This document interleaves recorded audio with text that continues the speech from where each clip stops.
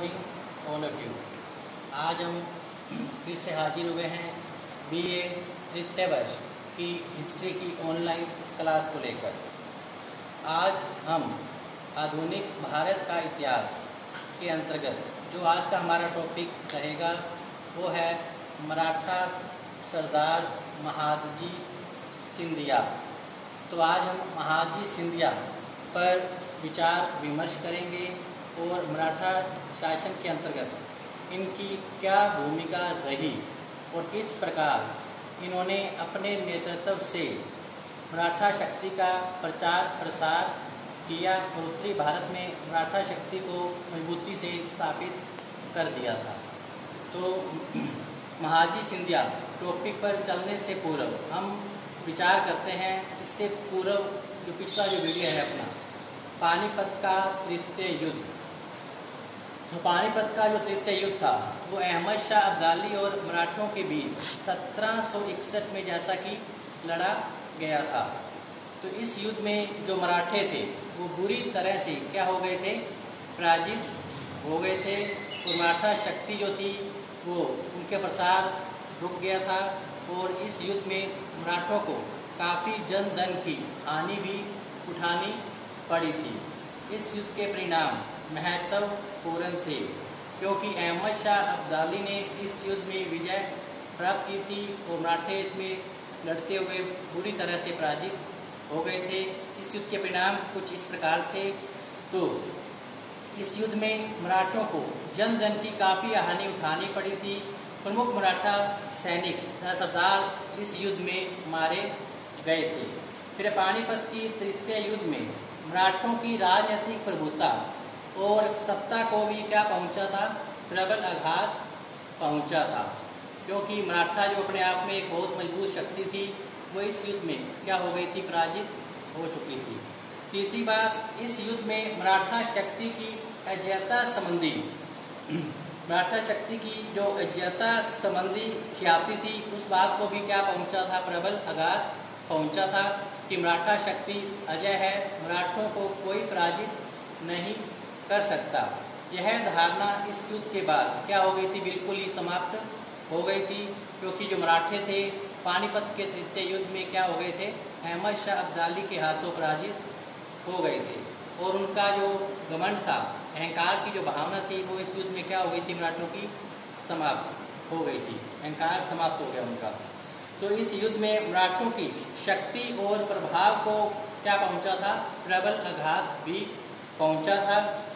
तो पानीपत की पराजय से जो मराठा संघ था वो क्या हो गया था, चूर चूर हो गया था, अर्थात संघ में क्या हो गया, विखराव की स्थिति क्या हो गई, उत्पन्न हो गई थी क्योंकि प्रमुख मराठा सरदार जो थे वो इस युद्ध में मारे गए थे। फिर इस युद्ध में क्या किया, मुगल साम्राज्य के विघटन का जो मार्ग है वो क्या कर दिया था, प्रशस्त कर दिया था क्योंकि इस युद्ध से पूर्व जो मराठे थे वो मुगलों के संरक्षक बने हुए थे, लेकिन इस युद्ध में पराजित होते ही क्या हुआ, मुगल साम्राज्य के विघटन का जो मार्ग था वो क्या हो गया, प्रशस्त हो गया क्योंकि मराठा का जो संरक्षक था वो एक तरह से क्या हो रहा था, समाप्त होने लगा था। फिर इस युद्ध में क्या था, पानीपत के तृतीय युद्ध में ही मुगल सम्राट के गौरव और शाही सम्मान को पहुंचा प्रबल आघात क्योंकि अहमद शाह अब्दाली ने दिल्ली और पंजाब पे क्या कर लिया, अधिकार कर लिया था। फिर इस युद्ध के परिणाम स्वरूप क्या हुआ, पंजाब के अंदर सिखों का उत्कर्ष हुआ जो कि एक प्रमुख सैनिक शक्ति के रूप में जानी जाती है। फिर पानीपत के तृतीय युद्ध के परिणाम स्वरूप ही क्या हुआ था, वहां पर रघुनाथ राव के प्रभाव में काफी वृद्धि हो गई थी। इसके अलावा पानीपत के तृतीय युद्ध ने भारत में क्या किया था, अंग्रेजी साम्राज्य की स्थापना के लिए मार्ग क्या कर दिया था, प्रशस्त कर दिया था क्योंकि अंग्रेजों से टक्कर लेने वाली एक ही मजबूत शक्ति थी अपने भारत में, वो थी मराठा शक्ति। जबकि इस युद्ध में पानीपत के तृतीय युद्ध में मराठों की बुरी तरह से हार होती है तो अंग्रेजों को भी भारत के अंदर अपना साम्राज्य स्थापित करने का क्या मिल गया, अवसर मिल गया और उन्होंने क्या किए, भारत पर आक्रमण करने क्या कर दिए, शुरू कर दिए। तो इस प्रकार पानीपत के तृतीय युद्ध में मराठों की पराजय के साथ ही अंग्रेजी साम्राज्य का जो मार्ग था वो क्या हो चुका था, प्रशस्त हो चुका था। तो ये था पानीपत का तृतीय युद्ध के कुछ परिणाम जो हमने पिछले वीडियो में पढ़े थे। तो आइए अब चलते हैं हम महादजी सिंधिया, जो कि आज का हमारा क्या है, टॉपिक है। तो अब हम चलते हैं महादजी सिंधिया के टॉपिक पर। तो महादजी सिंधिया जो था प्रमुख मराठा सरदार था। इनका जो जन्म है वो 1727 ईस्वी में माना जाता है। इनके पिता का नाम राणोजी सिंधिया था। तो 1750 में क्या था, राणोजी सिंधिया की मृत्यु हो गई और इसकी मृत्यु के बाद ही महादजी जो सिंधिया थे वो ग्वालियर के क्या बने, शासक बने थे। महादजी सिंधिया ग्वालियर के क्या बने, शासक बने। और इस प्रकार जो महादजी सिंधिया थे ग्वालियर के शासक बनने के पश्चात क्या हुआ था, 1761 ईस्वी में पानीपत के तृतीय युद्ध में महादजी सिंधिया ने भी क्या लिया था, भाग लिया था। तो सौभाग्यवश जो महादजी सिंधिया थे वो इस युद्ध में बच निकलने में क्या रहे, कामयाब रहे थे। लेकिन उनका एक जो पांव था वो जीवन भर के लिए उन्होंने खो दिया था। तो इस प्रकार महादजी सिंधिया वो पहले महादजी सिंधिया सौभाग्यशाली व्यक्ति थे जो पानीपत के तृतीय युद्ध में बच निकलने में क्या रहे, कामयाब रहे थे। लेकिन इस युद्ध में उनका जो एक पांव था वो जीवन भर के लिए क्या हो गया था, खराब हो गया था। तो इस प्रकार अब सिंधिया वंश में केवल महादजी सिंधिया ही जीवित बचा था। अतः वो सिंधिया वंश का पहला व्यक्ति था जिसने कि अपनी सेना को क्या किया, पाश्चात्य ढंग से प्रशिक्षित किया। तो मराठा जो सरदार था महादजी सिंधिया, इसने अपनी सेना को यूरोपियन यानी पाश्चात्य ढंग से क्या किया, प्रशिक्षित किया। तो मराठों की प्रतिष्ठा को वापिस कायम किया और इस कार्य में उनको काफी हद तक सफलता भी मिली थी, क्योंकि महादजी सिंधिया ने मराठों की प्रतिष्ठा को पुनः कायम करने में अपनी महत्वपूर्ण भूमिका निभाई थी। तो महादजी सिंधिया ने क्या किया था, फ्रांसीसी सेनापति जनरल डी वायन को अपनी सेना में नियुक्ति प्रदान की थी, जिसने महादजी सिंधिया की सेना को पाश्चात्य ढंग से प्रशिक्षित किया। इस प्रकार महादजी सिंधिया ने शक्तिशाली सेना का निर्माण कर लिया और उसने तोपखाने को भी क्या किया था, पुनर्गठित किया था। इस प्रकार महादजी सिंधिया ने अपनी सेना को शक्तिशाली बना लिया था और इसी के बल पर इन्होंने मराठों की प्रतिष्ठा को पुनः क्या किया था, कायम किया था। इस कारण जो महादजी सिंधिया था वो महान उपलब्धियां हासिल कर पाए थे। तो आइए अब हम चलते हैं महादजी सिंधिया की मराठा शासन के अंतर्गत क्या भूमिका रही। तो इस प्रकार अब हम महादजी सिंधिया की प्रमुख जो इसकी भूमिका थी मराठा शासन के अंतर्गत क्या रही उसके बारे में अब हम चर्चा करेंगे। तो सर्वप्रथम पहली हेडिंग जो इसकी है वो है रघुनाथ राव के विरुद्ध पेशवा माधवराव प्रथम को सहयोग देना। रघुनाथ राव के विरुद्ध पेशवा माधवराव प्रथम को सहयोग देना। जो रघुनाथ राव था वो क्या था, एक स्वार्थी और षड्यंत्रकारी व्यक्ति था। सत्ता प्राप्त करने के लिए ये कुटिल चालें चलता रहता था, जबकि जो महादजी सिंधिया थे वो रघुनाथ राव की कुटिल चालों से भली भांति क्या थे, परिचित थे। अतः उसने पेशवा माधवराव को अपना पूर्ण सहयोग दिया महादजी सिंधिया ने, और उत्तरी भारत में मराठों का प्रभुत्व उसने क्या किया, स्थापित। महादजी सिंधिया की सतर्कता के कारण ही रघुनाथ राव को क्या है, अपनी कुटिल चालें चलने का अवसर नहीं मिल पाया। इस प्रकार महादजी सिंधिया ने रघुनाथ राव की कुटिल चालों पर क्या फेर दिया, पानी फेर दिया। और महादजी सिंधिया ने क्या क्या, पेशवा प्रथम को सहयोग दिया। इसके कारण इसकी चाल असफल हो गई थी। तो इस प्रकार दूसरी हेडिंग जो हमारी है वो है रुहेलखंड पर आक्रमण करना। तो रुहेलखंड के पठानों ने क्या किया था, पानीपत के तृतीय युद्ध में क्या किया था, अहमद शाह अब्दाली का साथ दिया था। अतः महादजी सिंधिया ने 1772 में रुहेलखंड पर आक्रमण किया।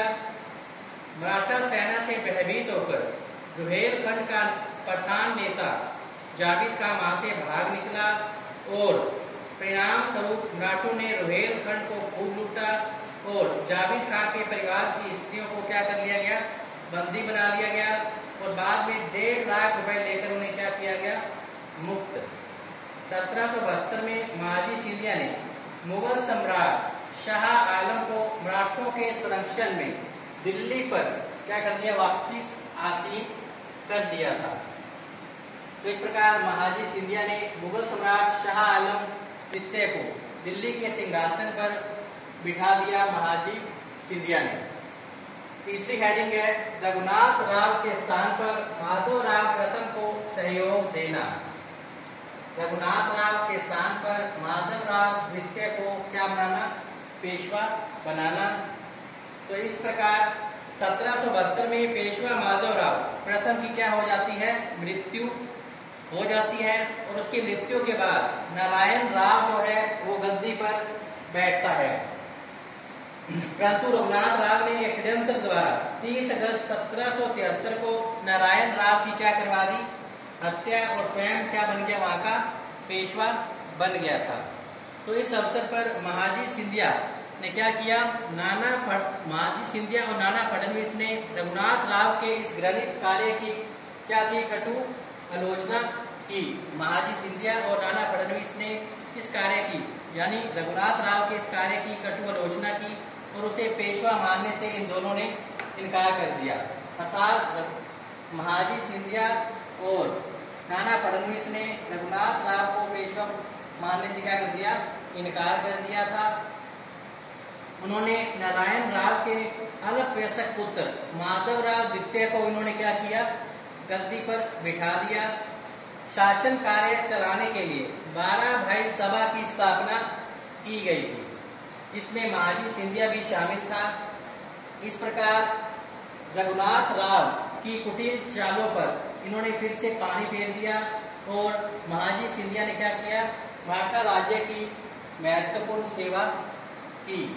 तो इस प्रकार रघुनाथ राव की कुटिल चालों पर पुनः महाजी सिंधिया और नाना फडणवीस ने पानी फेर दिया और उसकी जगह माधव राव द्वितीय को वहां का क्या बना दिया गया, पेशवा बना दिया गया। नेक्स्ट है प्रथम आंग्ल मराठा युद्ध में मराठा प्रतिष्ठा की रक्षा करना, इसके द्वारा महाजी सिंधिया के द्वारा। तो इस प्रकार 1775 में मराठों और अंग्रेजों के बीच एक युद्ध छिड़ गया। 1775 में मराठों और अंग्रेजों के बीच एक युद्ध छिड़ा, जिसमें महाजी सिंधिया ने अपनी महत्वपूर्ण भूमिका अदा की थी। जनवरी 1779 में महाजी सिंधिया ने पेलगाम के युद्ध में अंग्रेजों को बुरी तरह से क्या किया, पराजित किया। परिणाम स्वरूप अंग्रेजों का मराठों के साथ एक संधि करनी पड़ी। अंग्रेजों और मराठों के बीच एक संधि वार्ता हुई और अंत में 1782 में एक सालाबाई की संधि, 1782 में सालाबाई की संधि के साथ ही जो था तो प्रथम आंग्ल मराठा युद्ध की क्या हो जाती है, समाप्ति हो जाती है। तो सालाबाई की संधि को करवाने में महाजी सिंधिया की क्या रही, प्रमुख भूमिका रही थी। तो सालाबाई संधि के जो प्रमुख प्रावधान थे, शर्तें थी, वो इस प्रकार थे। इसके कारण महाजी सिंधिया की जो प्रतिष्ठा है वो मराठा दरबार में, पूना दरबार में काफी बढ़ गई थी।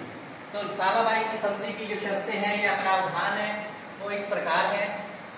तो सालाबाई की जो संधि थी वो 17 मई 1782 को हुई थी। यह जो संधि है पूना दरबार और अंग्रेजों के बीच संपन्न की गई थी। इस संधि की शर्तें कुछ इस प्रकार थी। नंबर 1, सेल सेठ द्वीप एवं थाना का जो क्षेत्र था वो अंग्रेजों को दे दिया गया। अर्थात सालाबाई की संधि के अनुसार सेल सेठ द्वीप एवं थाना का जो क्षेत्र है वो अंग्रेजों को दे दिया गया। दूसरी शर्त या प्रावधान क्या था, अंग्रेज रघुनाथ राव का साथ छोड़ देंगे, यही महाजी सिंधिया चाहते थे। अंग्रेज रघुनाथ राव का साथ छोड़ देंगे, इस संधि की शर्तों में यह बात तय की गई।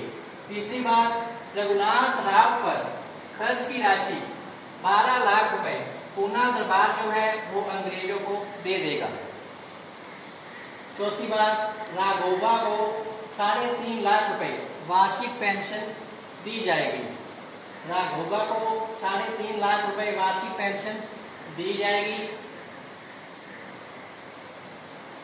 फिर 5वीं जो शर्त या प्रावधान था वो बंबई एवं दक्षिण में एक दूसरे के जीते हुए जो प्रदेश है वो एक दूसरे को क्या कर दिए जाएंगे, वापिस कर दिए जाएंगे।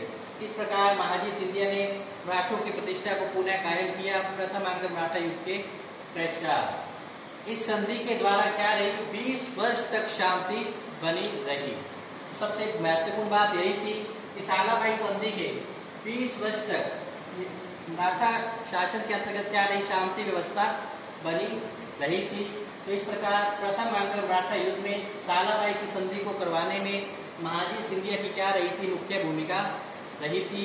यह जो संधि थी पूना दरबार और अंग्रेजों के बीच 17 मई 1782 ईस्वी को संपन्न की गई थी। इस संधि के साथ ही मराठा शक्ति का जो प्रभाव है वो काफी बढ़ गया था।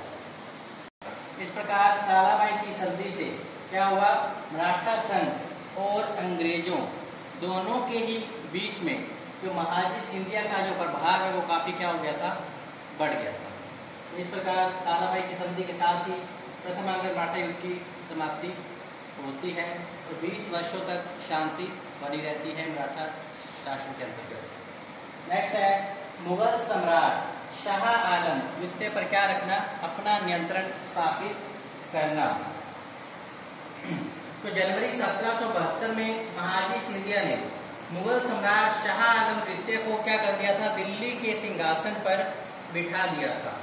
इस प्रकार 1761 में मराठे जो उत्तरी भारत में अपना प्रभाव क्षेत्र खो चुके थे, अब उनका जो प्रभाव है वो महाजी सिंधिया ने क्या कर दिया था, पुनः स्थापित कर दिया था। अर्थात पानीपत के तृतीय युद्ध में जो मराठों को जन धन की हानि हुई थी या उनकी जो प्रतिष्ठा है वो मिट्टी में मिली थी, अब महाजी सिंधिया ने मराठों की प्रतिष्ठा को क्या कर दिया, पुनः स्थापित कर दिया या फिर कायम कर दिया, जिसमें महाजी सिंधिया का प्रमुख योगदान रहा था। मुगल सम्राट शाह आलम पर महाजी सिंधिया का क्या हो गया, पूर्ण नियंत्रण स्थापित हो गया था। 1783 में महाजी सिंधिया ने ग्वालियर पर कर दिया था आक्रमण और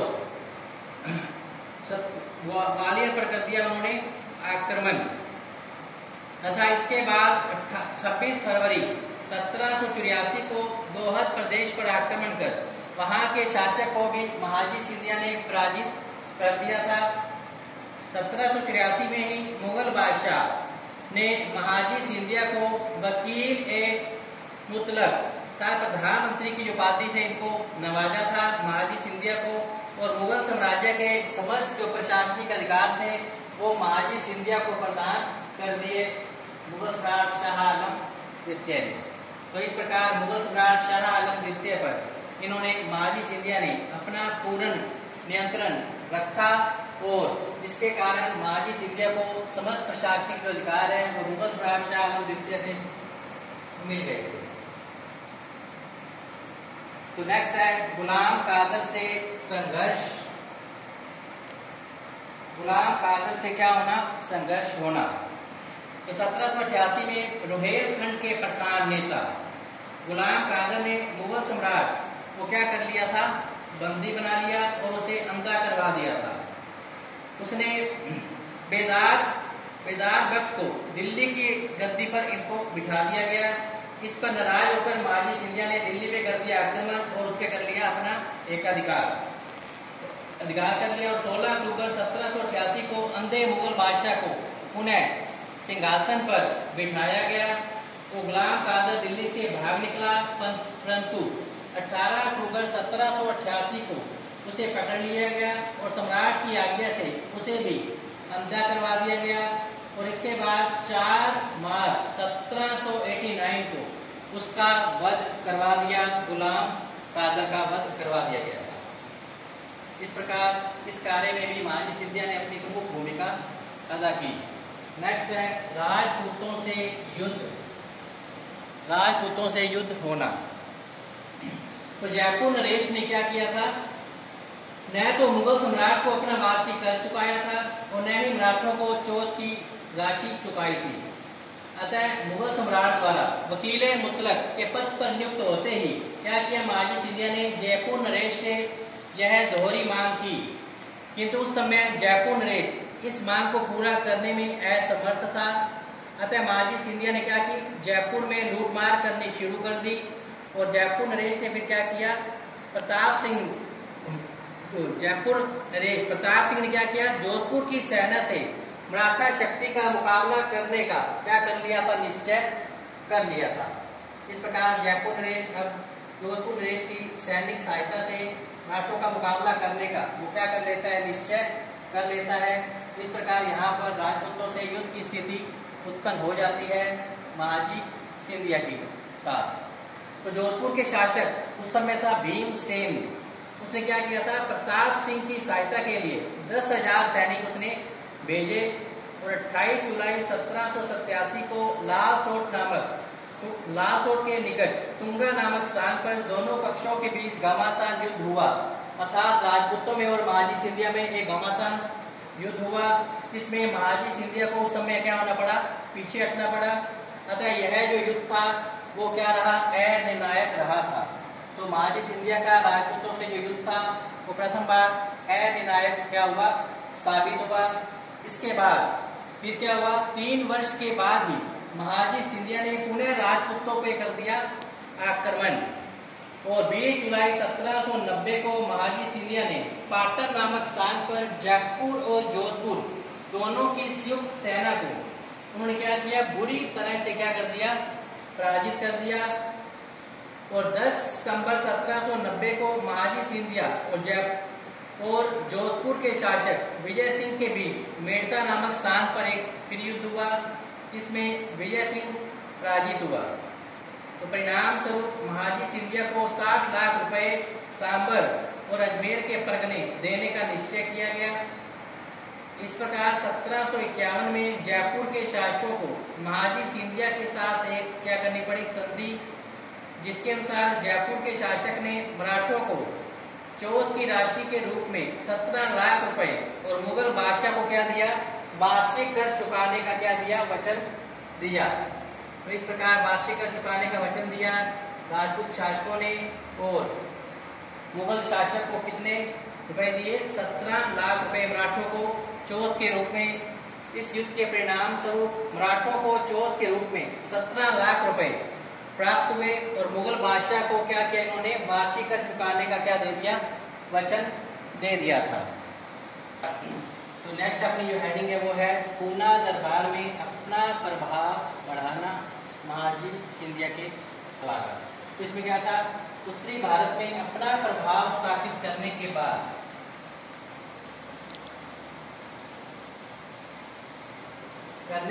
क्या था, 1792 में महाजी सिंधिया ने क्या किया, पूना की ओर क्या किया, प्रस्थान।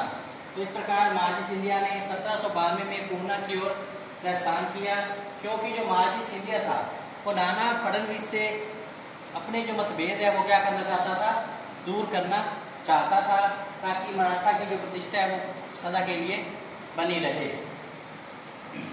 तो इस प्रकार नाना फडणवीस जो महाजी सिंधिया के इस प्रकार क्या था कि जो नाना फडणवीस था वो महाजी सिंधिया के बढ़ते हुए प्रभाव से क्या हो गया था, चिंतित हो गया था। उसे संदेह हो गया था कि जो सिंधिया है वो पूना दरबार में अपना प्रभुत्व क्या है, जमाना चाहता है। अतः महाजी सिंधिया ने क्या किया, 1792 से लेकर 94 तक वो क्या रहा, पूना के अंदर ही रहा और इस दौरान उसने नाना फडणवीस से संबंध सुधारने का काफी प्रयास भी उसने किया था, लेकिन उसे सफलता नहीं मिल पाई। और नाना फडणवीस के भड़काने पर क्या हुआ, नाना फडणवीस के भड़काने पर होलकर ने क्या किया, सिंधिया का विद्रोह करना शुरू कर दिया था। लेकिन 1793 में ही महाजी सिंधिया ने लाखेर नामक स्थान पर होलकर को बुरी तरह से क्या कर दिया, पराजित कर दिया था। परिणाम स्वरूप जो सिंधिया का जो प्रभाव था वो पूना दरबार में फिर से बढ़ गया। परंतु 12 फरवरी 1794 को महाजी सिंधिया की क्या हो गई थी, मृत्यु हो गई थी। इस प्रकार प्रमुख मराठा सरदार महाजी सिंधिया की 12 फरवरी 1794 को क्या हो गई, मृत्यु हो गई थी। तो जो महाजी सिंधिया था वो नाना फडणवीस से अपने मतभेदों को पूरी तरह से दूर नहीं कर पाया था। अगर महाजी सिंधिया का साथ नाना फडणवीस ने दिया होता तो शायद मराठों की प्रतिष्ठा और अधिक कायम हो सकती थी, लेकिन दुर्भाग्यवश महाजी सिंधिया की 12 फरवरी 1794 को ही क्या हो जाती है, मृत्यु हो जाती है। तो इस प्रकार महाजी जो सिंधिया थे एक वीर योद्धा, कुशल सेनापति थे, मराठों के प्रमुख सरदार थे। ग्रांड के अनुसार वह उच्च कोटि का एक विजेता था। उसने मुगल सम्राट शाह आलम पर क्या रखा, अपना पूरा नियंत्रण स्थापित रखा और उत्तरी भारत में जो मराठों का प्रभुत्व था उसको पुनः क्या किया, स्थापित किया। अर्थात पानीपत के तृतीय युद्ध में जो मराठे अपनी प्रतिष्ठा खो चुके थे उन्हें पुनः स्थापित करने का जो श्रेय है वो महाजी सिंधिया को ही जाता है। इस प्रकार जो महाजी सिंधिया थे वो एक वीर, साहसी, दृढ़ निश्चयी एक व्यक्ति थे और विषम परिस्थितियों में भी जो महाजी सिंधिया थे वो कभी भी निराश नहीं होते थे। वो एक सकारात्मक सोच रखने वाले प्रमुख मराठा सरदार थे। वह एक निष्ठावान, स्वामी भक्त मराठा सरदार थे।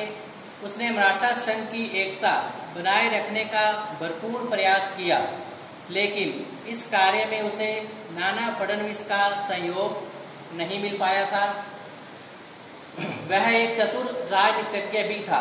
उसने समय की गति को पहचानते हुए क्या किया था, अपनी सेना को पाश्चात्य अर्थात यूरोपियन ढंग से प्रशिक्षित किया था, तो खाने को मजबूत किया था और इसी के बल पर उसने मराठा शक्ति और प्रतिष्ठा को पुनः स्थापित करने का काफी अच्छा प्रयास भी किया था।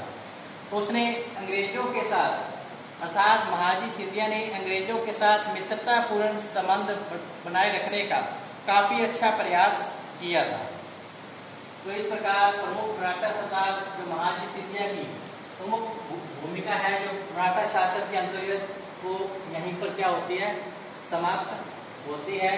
तो अब आप इस टॉपिक को अच्छे से पढ़ें, समझें। अगर किसी तरह की कोई समस्या हो तो आप कमेंट बॉक्स में जाकर आप अपना समस्या को रख सकते हैं।